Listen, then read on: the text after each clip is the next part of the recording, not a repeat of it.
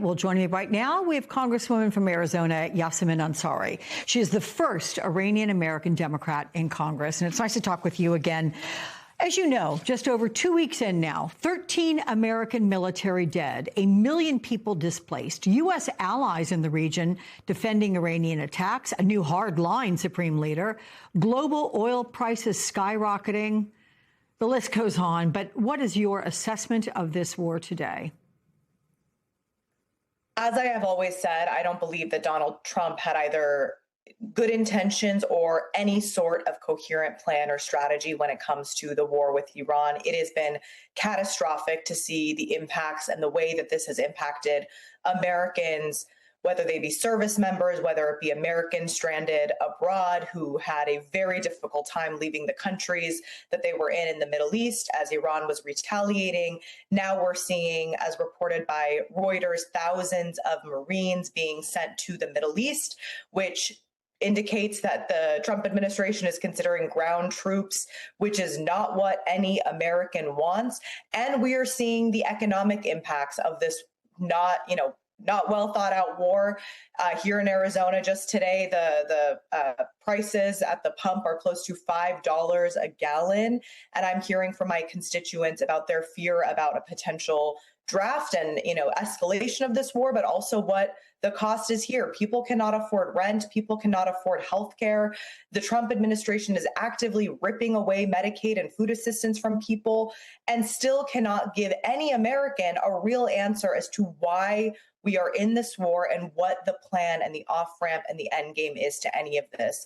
Meanwhile, you have Iranian people who have already suffered horrendous massacres by the Islamic Republic. They were killed by the tens of thousands earlier in January. Donald Trump, of course, promised them that help is on the way. What I have seen from these military strikes does not look like real help or real strategy or a plan to bring about any sort of democratic transition in Iran. On day one, Pete Hegseth and the Trump administration committed a war crime by bombing a school where over 170 school children were murdered. Over 1,200 Iranian civilians have been killed. There's now been escalation in Lebanon where hundreds of people have been killed.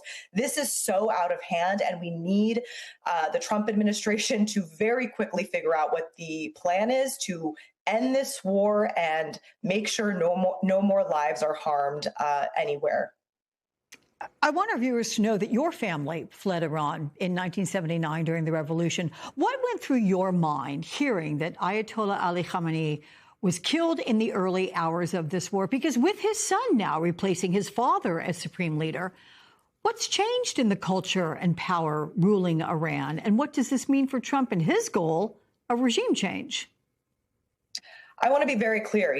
My parents fled this regime. I have had family members brutally murdered by the Islamic Republic. My grandfather was in prison. That's why my mom was sent here when she was a teenager by herself to flee, as it was getting worse during the Iran-Iraq war. But what we're seeing from the Trump administration is not a plan for liberation. I was very happy when, of course, the supreme leader was killed, as were many Iranians inside and outside of the country. There was a lot of celebration.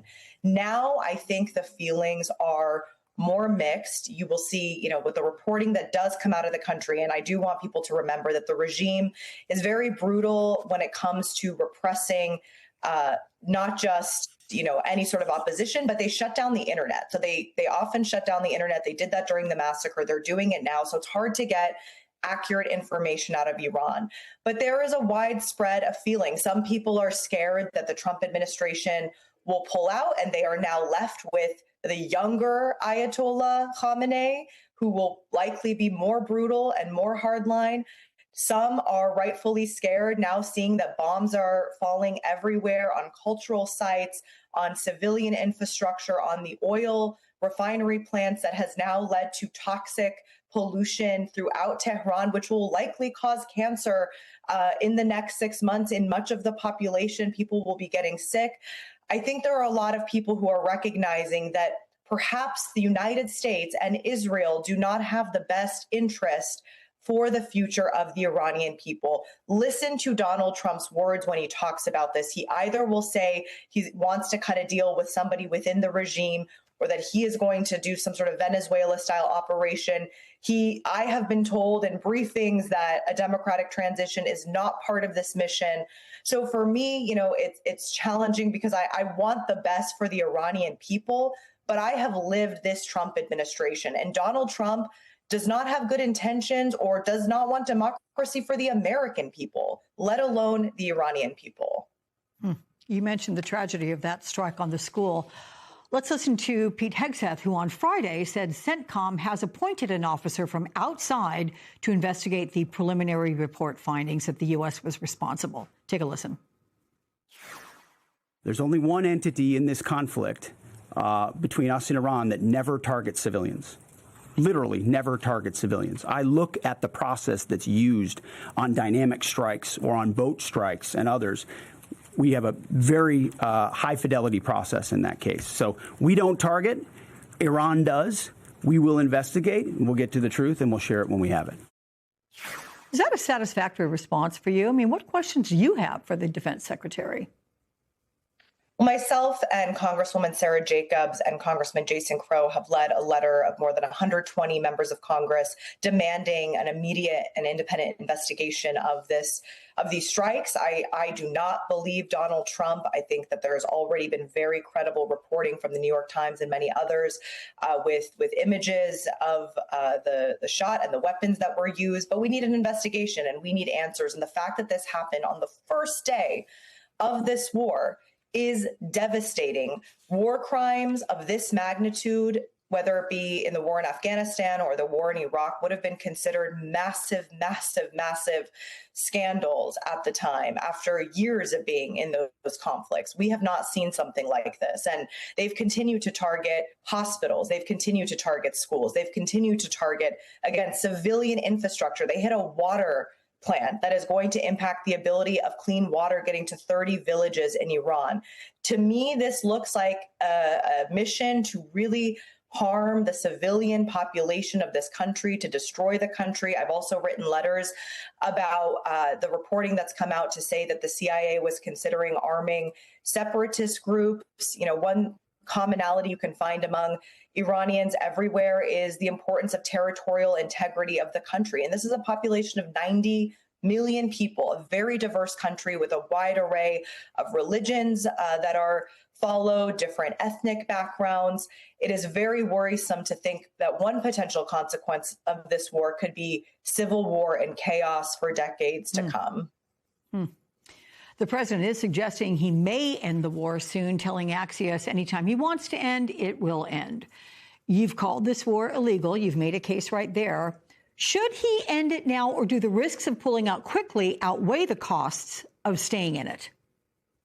The president needs to present an off-ramp and a plan. Again, we still do not even know what the intention of the war was. One day it is to obliterate their nuclear program that we allegedly obliterated last summer. The next day it's about missiles and drones. The next day it's about the Navy. One day it's about regime change. He changes that. He needs to offer a plan. The fact that, again, thousands of Marines are on their way to the Middle East is terrifying to the American people. No more American lives should be put at risk.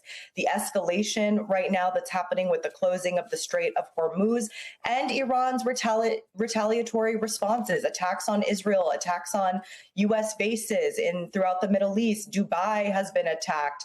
Lebanon is being struck by Israel. I mean, this is ballooning so out of control so quickly that it is vital that the war ends as quickly as possible, and that there is a plan by this administration presented to the American people about how he intends to de-escalate and use diplomacy to amend, all of the damage that has been done. The fact that, there's so much I can point to. The fact that the pretty, far right leadership of Italy, who tends to, always be aligned with Donald Trump, has distanced herself and say that they cannot get behind this war. I mean, we're losing credibility as the United States of America so rapidly, and the damage will, again, be there for many years to come.